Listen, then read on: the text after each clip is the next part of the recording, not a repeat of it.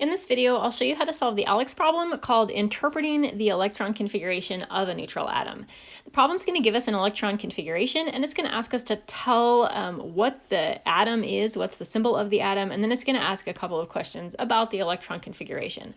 I think that this problem is easier to solve from the bottom up. So starting with the last problem, how many 3p electrons are in the atom? We're going to get that information just from reading the electron configuration. We want to focus on 3p. That superscript is telling us how many electrons are in the 3p orbital. So there is a total of 1. If it was asking us about how many 2p electrons there were, that would be 6.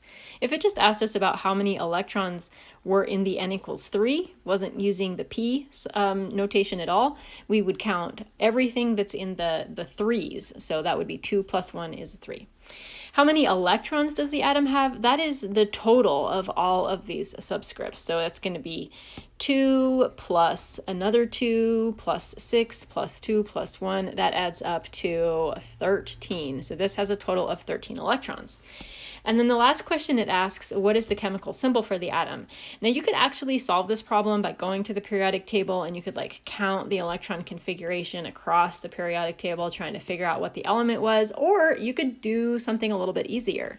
You could say, okay, if it tells us that it's neutral, so that means that if it has 13 electrons, because it's neutral, that means it also has to have 13 protons, and that is the atomic number. So we can just go to the periodic table and we can find element number 13. That's aluminum.